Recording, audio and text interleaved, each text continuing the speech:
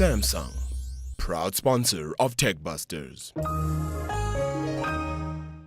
Well, let's move on to our gadget review. Well, we've got a couple in the studio, actually. We have the Sony Xperia Z3 and the Sony Xperia Z3 Compact, as well as the brand new iPhone 6, which Toby is holding in his hands. Can I just let it go? I thought what we do for a change is the unboxing of it. Yes, because, let's do that. You know, that seems to be one of the things that people really love. So, so there excited. it comes in this beautiful box.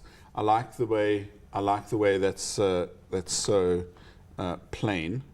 It's so descriptive, eh? And out pops the iPhone, and there it is, beautiful and slick. This was the very first one released from Vodacom's warehouses. Beautiful, slick, great device, really interesting. And you know, the interesting thing about the iPhone 6, which is what that is how similarly in size it is to the Z3 Compact, which is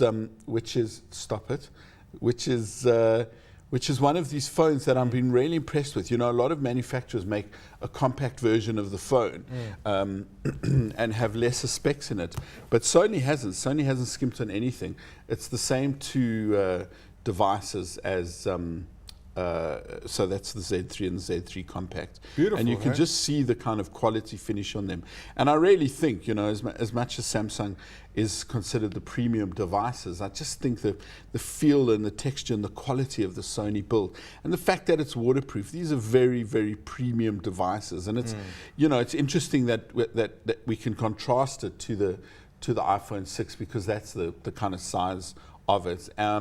Although the Z is more the size of the Plus, and the Z Compact's more the size of the 6. You've got beautiful hands.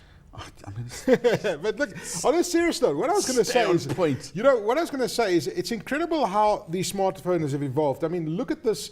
This is the iPhone 5 that we have over here, and look how boxy it is.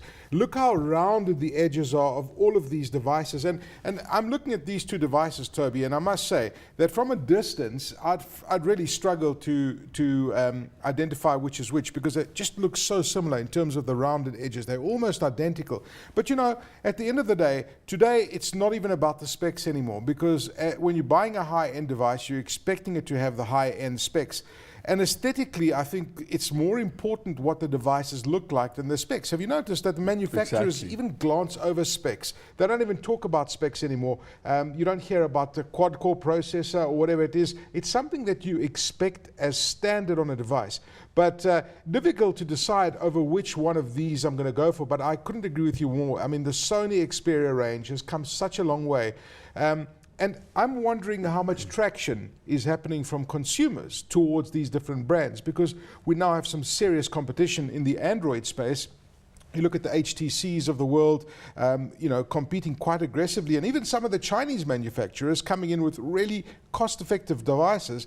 I think the challenge that Sony has on its hands is price, you know, in terms of what you're paying for a premium device like this. But I couldn't agree with you. They are quite spectacular. Yeah, indeed they are. So, what's it going to be, big boy? Difficult one to choose, eh? It's a difficult one to choose. If I was choosing Android, I'd be choosing this. Yeah. But that I'm choosing Apple, I've chosen the 6. Yeah. You know, just because yours couldn't be bigger than mine. I don't know. What's my real reason? And that's where we're going to leave it.